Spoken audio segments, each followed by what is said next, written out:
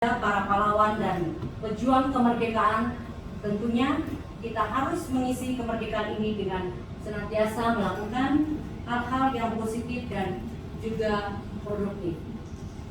Karena itu, rasa syukur atas kemerdekaan, itulah Hanidah Foundation bersama PPI Dunia berkolaborasi untuk mengisi kemerdekaan dengan berkontribusi nyata bagi bangsa Indonesia. Dengan akan di-launchingnya Global CEO PPI Dunia dan Lumbung Internasional, Pak Menteri, kami berharap ini dapat menjadi wadah bagi adik-adik mahasiswa khususnya yang berada di luar negeri. Untuk itu, agar mereka dapat mengembangkan diri dalam berwirausaha dan juga membantu mempromosikan produk-produk dalam negeri, khususnya produk-produk UMKM, sehingga Indonesia dapat pulih lebih cepat ya dalam membangkitkan perekonomian bangsa. Tahu Bapak Ibu hadirin sekalian, Bapak Menteri, selama kurang lebih 2 tahun ini Hanidah Foundation telah melakukan beberapa program-program, terutama program pembinaan UMKM yang mana Hanidah Foundation sudah tersebar di seluruh Indonesia. Ada yang sekarang ada 11 daerah provinsi, kabupaten dan kota. Juga di luar negeri, yaitu ada di Turki. Ini ketua Lumbung Turkinya juga hadir langsung dari Turki. Untuk itu kami juga Hanidah Foundation bekerja sama dengan Badan Pengurus Pusat Himpunan Pengusaha Muda Indonesia (HIPMI), dan kita sudah melakukan MOU juga dengan HIPMI dan sudah melakukan beberapa program pendampingan UMKM dan juga di bidang 5 ya kalau nggak salah, itu kita melakukan program HIPMI Academy juga. Dan untuk itu hari ini, sore yang berbahagia ini, kita juga menindaklanjuti MOU yang telah dilaksanakan beberapa bulan lalu antara Hanidah Foundation dan PPI Dunia dalam rangka melanjutkan MOU tersebut. Hari ini kiranya kita bisa melaunching Global CEO Preneur dan juga Lumbung Internasional yang digagas oleh adik-adik PPI Dunia. Nah, di sini saya memohon arahan dan motivasi dari Bapak Menteri beserta jajarannya untuk kiranya bisa memberikan kontribusi terbaik buat adik-adik kita yang sedang menimba ilmu di luar negeri. Karena mereka ini, Bapak Menteri, ini Bapak Menteri ini kan mantan aktivis juga ya, tentunya pasti tahu bagaimana sepak terjang adik-adik pelajar yang ada di luar negeri. Di dalam negeri pun juga susah. Dulu mau menjadi seorang pengusaha itu bagaimana ya aksesnya. Untuk itu sebagai alumni aktivis juga mohon kiranya memberikan dukungan buat adik-adik kita tercinta ini. Di sini saya melihat juga perwakilan dari IEPC ya yang telah hadir. Saya menyampaikan banyak terima kasih atas kesempatan dan kehadirannya. Mudah-mudahan adik-adik PPI yang ada di daerah-daerah yang ada perwakilan IEPC di negara-negara yang sudah menjadi perwakilan dari Kementerian Investasi BKPM bisa berkolaborasi dan bisa memberikan motivasi buat adik-adik kita. Untuk itu, Bapak Ibu hadirin yang saya hormati, tidak panjang lebar ya. Ini Bapak Menteri yang sebelah sudah mengikuti.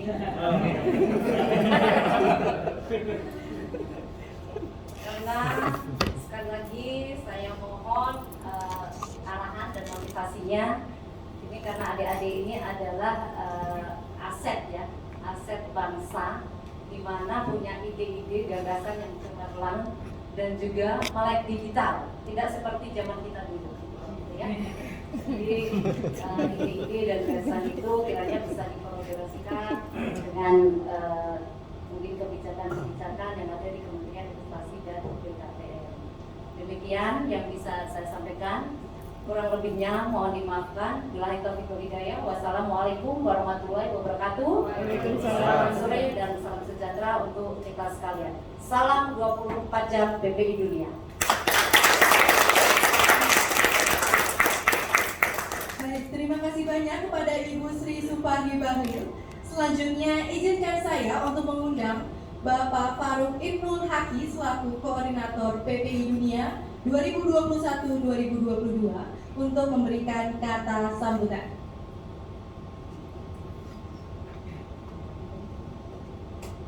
Bismillahirrahmanirrahim. Assalamualaikum warahmatullahi wabarakatuh. Waalaikumsalam. Salam damai sejahtera untuk kita semuanya. Salam, Om Swastiastu, Namo Buddhaya, salam kebajikan. Salam 24 jam dari PPI Dunia. Yang saya hormati Bapak Menteri Investasi, Kepala Badan Koordinasi Penanaman Modal BKPM, Bapak Bahlil Lahadalia. Yang saya hormati Deputi Bidang Pengembangan Iklim Penanaman Modal, Bapak Yulio. Yang saya hormati Stafsus Peningkatan Pengusaha Nasional, kolega saya Bapak Pradana Indra Putra. Yang saya hormati juga perwakilan IIPC atau Indonesia Investment Promotion Center di 10 negara di seluruh dunia. Terima kasih sekali sudah berkenan untuk menemani, membersamai dalam acara launching Global CEO PPI Dunia. Yang saya hormati juga founder Hanida Foundation, Ibu Sri Suparni Bahlil. Yang saya hormati juga Ketua Hanida Foundation, Ibu Musyarafah Mahmud Buara.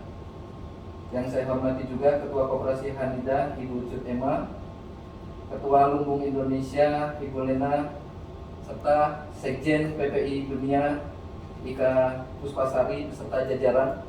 Izin Pak Menteri, ini dari PPI Dunia yang saat ini hadir offline di kementerian ini, langsung kami terbangkan dari Portugal, dari Amerika Serikat, dari Malaysia, dan dari UK. Baru masih hangat dari oven nih. Dan yang lainnya alhamdulillah selalu bersama-sama di Indonesia.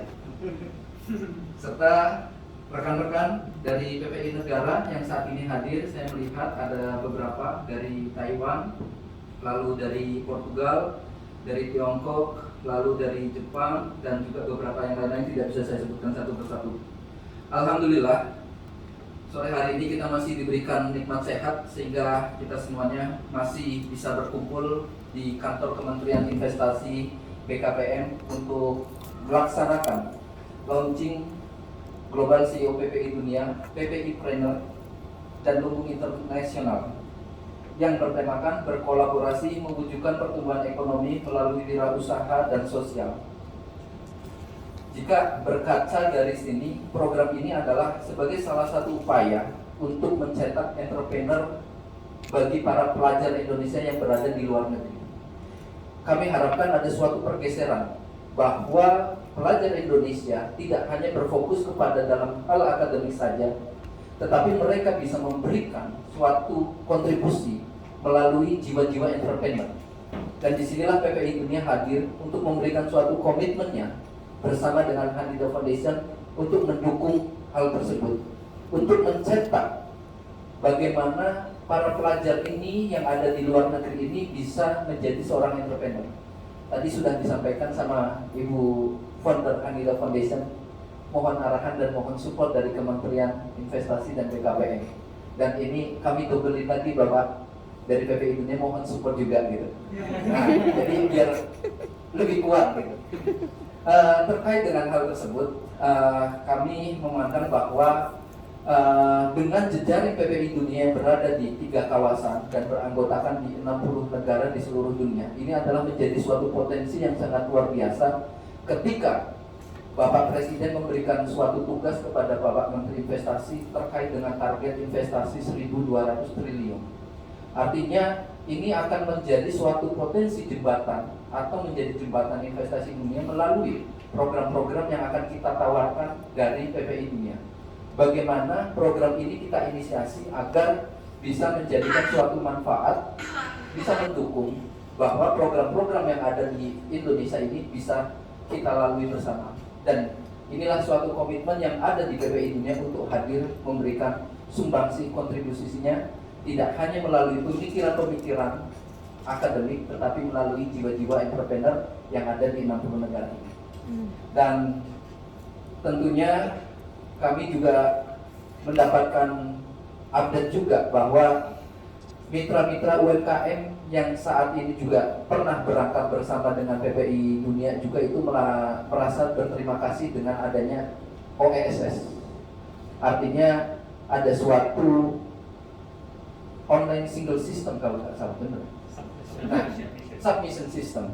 Nah, ini artinya memberikan suatu izin berusaha untuk UMKM di Indonesia, dan ini nantinya akan kita dorong bagaimana UMKM ini bisa naik kelas melalui Hanida Foundation dan PPI Dunia ke depan nantinya. Dan ini besar harapan ini suatu komitmen yang nanti dipegang oleh PPI Dunia. Besar harapan akan dilanjutkan terus menerus sehingga program keberlanjutan ke depan juga itu akan terus berjalan semaksimal mungkin. Mungkin itu saja yang bisa saya sampaikan. Kurang lebihnya mohon maaf jika ada salah kata dan salah penyampaian, dan besar harapan moga aja bisa menjadi triple untuk disupport oleh Kementerian Investasi dan Kepala BKP. Terima kasih. Kurang lebihnya mohon maaf. Assalamualaikum warahmatullahi wabarakatuh. Salam perlindungan, salam sedekah. Terima kasih banyak Bapak Faruk. Sesaat lagi sampailah kita kepada inti dari acara ini, yaitu sebuah pidato kunci atau keynote speech. Saya ingin mengingatkan kembali bagi rekan-rekan yang ingin menyampaikan pertanyaan agar dapat bersiap-siap. Bapak, Ibu, dan rekan-rekan sekalian, mari kita sambut bersama Bapak Bahlil Lahadalia selaku Menteri Investasi Kepala BKPM menyampaikan keynote speech. Kami silakan.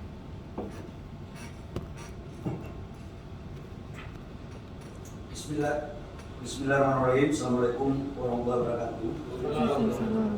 Shalom dan salam sejahtera untuk kita semua. Ini kenapa baiknya nih? Yang saya hormati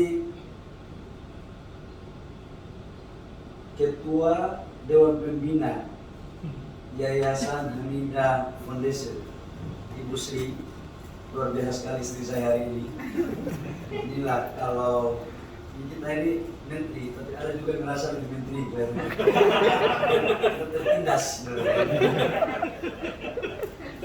Saya beserta seluruh pengurus Hanida yang saya hormati Adinda Koordinator PPI Dunia Faruk Ibnul Haki dengan sekjennya ya, dan teman-teman adik-adik yang baru datang ya dari beberapa negara. Selamat datang ya. Hebatnya. Saya didampingi oleh Pak Yulio sama Pak Dana. Karena kalau ketemu sama PPI, mahasiswa itu kan siswa yang paling besar. Yang punya titel maha itu cuma dua, Tuhan yang Maha Kuasa, yang kedua mahasiswa. Karena saya takut ketemu sama PPI, maka saya didampingi oleh Dana dan Pak Yulio. Saya nggak berani ngomong sendiri. Teman-teman semua, saya panggil aja teman-teman. Saya berterima kasih untuk kita bisa sharing pada kesempatan yang berbahagia ini. Dan lebih khusus saya tadi melihat istri saya tadi itu pidatonya udah paten, udah cocok lah itu barang. Saya disuruh untuk bicara apa? Keynote speak. Saya pikir begini, ini kan teman-teman mahasiswa semua. Saya mau kasih data untuk negara kalian ini seperti apa, supaya jangan jadi orang itu jadi pesimis. Alhamdulillah kita Indonesia sekalipun pandemi COVID. Jadi saya masuk kabinet itu 2019 bulan Oktober. Pada saat saya masuk itu termasuk terjadi perang dagang China dan Amerika. Selesai perang dagang belum selesai, datanglah COVID-19.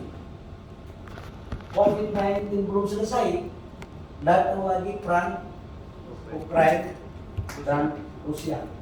Sebentar lagi gejolak politik antara Taiwan dan China semakin tinggi. Apa dampaknya? Melahirkan ketidakpastian global. Hampir semua ini tidak pasti.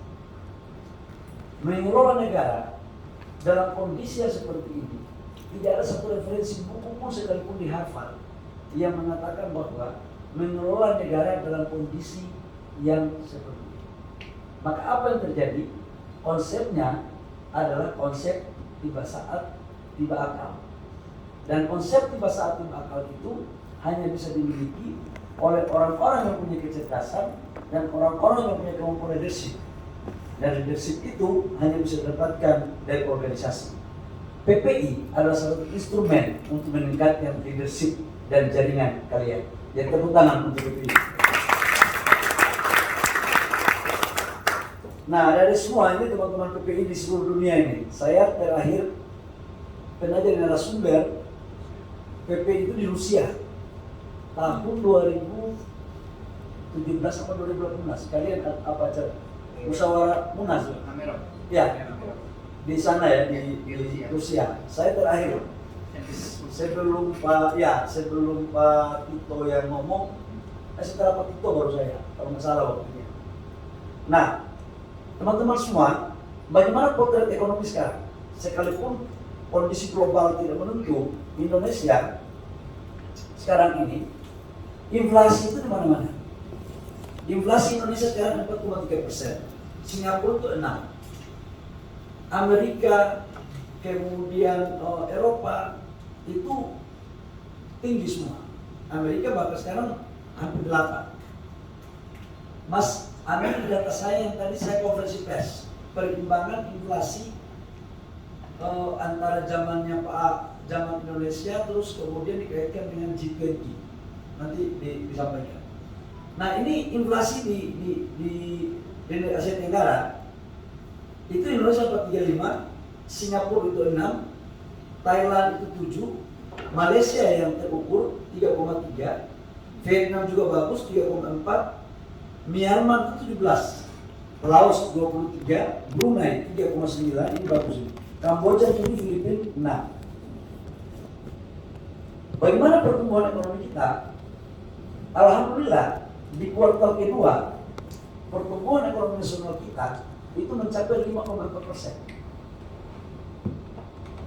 Di saat bersamaan dunia ekonomi tidak menentu.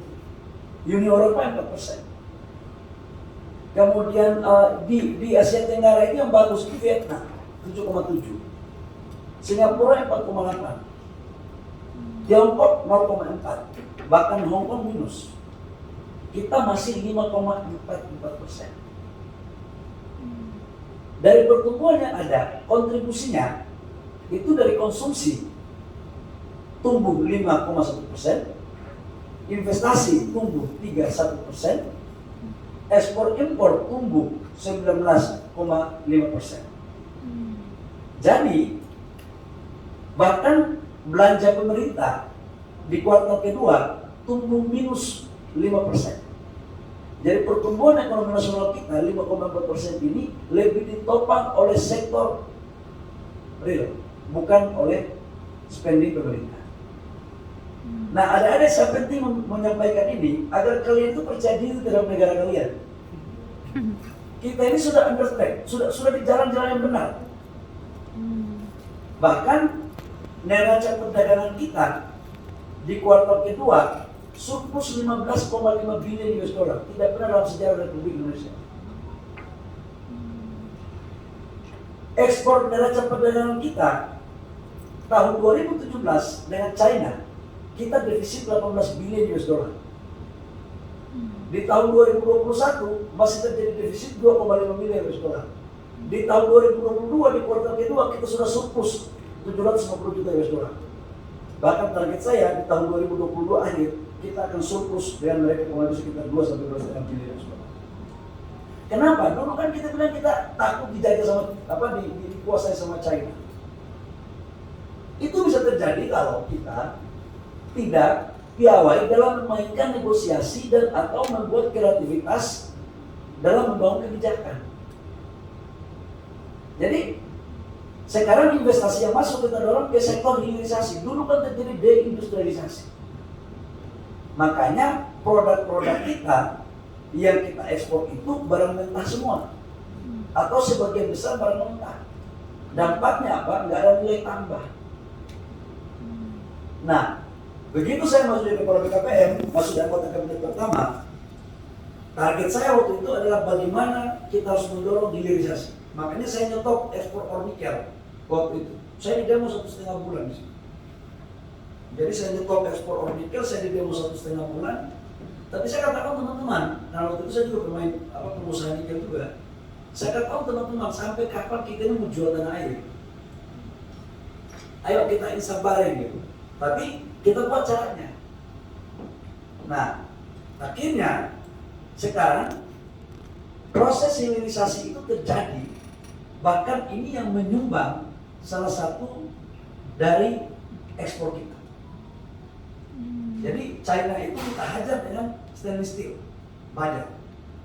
Sekarang mereka kena pajak dumping di kita. Jadi nggak perlu takut sebenarnya. Yang penting kita fokus. Nah itu menyangkut dengan kondisi ekonomi. Jadi nggak benar kalau ada orang yang mengatakan bahwa Indonesia menjadi salah satu negara yang rentan akan krisis seperti di Sri Lanka. Ngawur itu kufur nikmat. Ya benar. Di saat bersamaan dunia lain ingin untuk bagaimana pertumbuhannya sama dengan Indonesia. Karena kita ini salah satu pertumbuhan terbaik di dunia sekarang. Indonesia. Dan untuk melakukan ini nggak gampang. Kita itu kerjanya, jadi teman-teman, kalian jangan pikir bahwa menteri itu enak. Kalau menteri di zaman yang Indonesia stabil, itu mungkin enak. Kalau jadi menteri di Indonesia seperti sekarang, kita ini tidur, ya antara tidur dan tidak tidur gitu kira-kira. Jadi ini sebagai potret untuk teman-teman. Nah, bagaimana kemudian investasi? Saya katakan bahwa pertumbuhan ekonomi nasional kita, kontribusinya 51% dari sisi konsumsi. Konsumsi itu bisa terjadi kalau ada daya beli masyarakat. Daya beli masyarakat itu terjadi kalau ada lapangan pekerjaan. Konsumsi daya beli masyarakat terjadi kalau ada kepastian pendapatan. Kepastian pendapatan bisa terjadi kalau ada lapangan pekerjaan. Lapangan pekerjaan tahu nggak sekarang kita di Indonesia? 7 juta existing. 2,9 juta angkatan kerja per tahun. Pasca Covid, itu sekitar 6 juta pengangguran. Totalnya kurang lebih sekitar 15 sampai 16 juta. Ini yang siap menerima lapangan pekerjaan. PNS, karyawan BUMN, TNI Polri setahun nggak lebih dari 1 juta. Maka otomatis harus kita menciptakan lapangan pekerjaan. Siapa yang menciptakan lapangan pekerjaan itu? Swasta. Lewat apa? Investasi. Jadi konsumsi itu merupakan hilir daripada investasi. Karena penciptaan lapangan pekerjaan itu dari investasi. Nah, kebetulan di Kementerian Investasi itu bicara tentang investasi sektor real di luar hulu migas dan sektor keuangan. Hulu migas baru masuk. Di tahun 2021, Bapak Presiden menargetkan investasi kita itu 900 triliun. Target RPJM 856 triliun. Alhamdulillah saya bisa mencapai 901 triliun rupiah di 2021. Di saat bersamaan foreign direct investment itu di 2021 global itu turun 30%. Indonesia turunnya tidak lebih dari 7%. Ini data yang berbicara ini, apalagi kita depan mahasiswa ini. Kan kita punya prinsip, hanya kepada Tuhan kita percaya, manusia butuh data kan.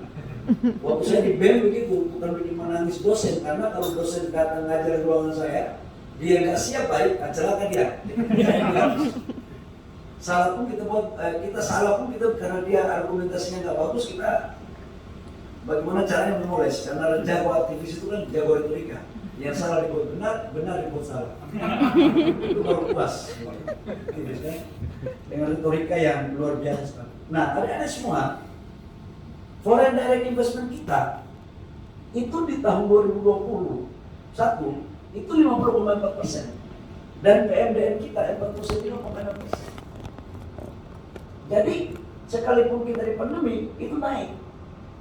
Dan satu hal yang saya menyampaikan ke kalian, Indonesia sejak merdeka, coba ditunggu, kasih matikan dulu. Sejak merdeka tidak pernah investasi di luar Pulau Jawa itu lebih besar daripada Jawa. Nah, tapi sejak kuartal ketiga 2020 investasi di luar Pulau Jawa itu lebih banyak daripada di Jawa. Ini datanya. Bahkan sekarang di luar Pulau Jawa 52%. Kenapa ini kita lakukan? Adik-adik semua supaya tahu nih, pertumbuhan ekonomi nasional kita itu lebih banyak ditumbuh di Pulau Jawa. 70% pertumbuhan ekonomi nasional kita itu di Jawa. Nah, Bapak Jokowi meminta saya untuk bagaimana ada pemerataan pertumbuhan. Tidak boleh membangun Indonesia itu Jawa sentris. Nah, cocok dengan tema saya. Saya bilang, Bapak Presiden, kalau begitu kita dorong investasi di luar Pulau Jawa, karena investasi itu adalah instrumen untuk menciptakan kawasan pertumbuhan ekonomi baru. Jadi investasi di luar Pulau Jawa, saya kasih insentif lebih baik daripada di Jawa. Tujuannya apa? Agar ada pemerataan. Dan alhamdulillah sekarang di Jawa itu tinggal 56% pertumbuhan ekonomi. Dulu 78%. Sekarang kita ubah dia. Nah, adik-adik semua, bagaimana kemudian teman-teman bisa mengambil peran? Sebelum itu saya coba munculkan slide negara-negara mana saja yang paling banyak. Nah, ini supaya kalian punya data nih. Jadi negara yang pertama, investasi yang paling banyak itu adalah Singapura. Singapura ini, sekalipun dia negara yang paling banyak melakukan investasi di Indonesia, tapi saya nggak yakin ini duit dia semua. Saya nggak yakin. Saya mengatakan bahwa Singapura jadi hub. Sebagian duit ini duit orang Indonesia atau negara-negara lainnya jadi hub di sana. Yang kedua, Tiongkok. Tiongkok, tapi 2021 Tiongkok itu digeser oleh Hong Kong.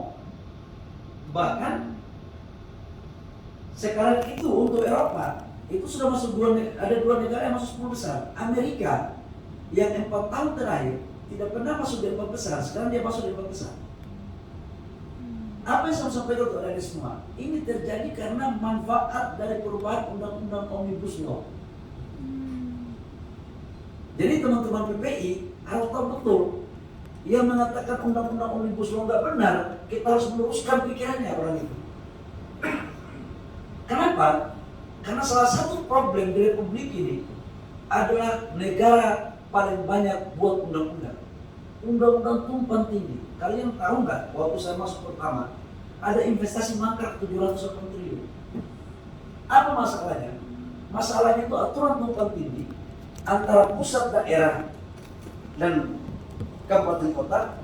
Yang kedua adalah ego sektoral. Yang ketiga adalah memang ada hantu-hantu yang main di situ. Ada hantu tanah, ada hantu macam-macam pokoknya. Nah, yang bisa menyelesaikan hantu ini hanya orang yang pernah jadi hantu atau berkawan sama hantu. Supaya aja, jadi menyelesaikan masalah di Indonesia tidak cukup dengan kecerdasan baca buku. Ada semua. Nah, kemudian karena saya tahu ini masalah sudah selesai sekitar 78%, sudah kita selesaikan. Kesimpulannya apa? Lahirlah Undang-Undang Cipta Kerja Omnibus Law. Kita pangkas aturan yang tumpang tindih. Lahirlah OSS itu, Pak Koordinator. Jadi OSS itu Online Civil Service, di mana izinnya dulu kalau tidak ada OSS ini, yang membuat izin usaha itu hanya dia dan Tuhan yang tahu apa selesai izinnya. Ya, jangankan ketemu kepala dinas, kabak aja ketemunya susah. Kadang-kadang bupati dengan kekuasaan bupati dengan kekuasaan pemegang cap surat itu sama-sama berkuasa. Karena bupati setelah TK itu izin, kita kan harus cap kan? Karena yang cap ini non esalon, dia bisa pulang kampung, mungkin mamanya sakit atau neneknya ada apalah macam-macam lagi.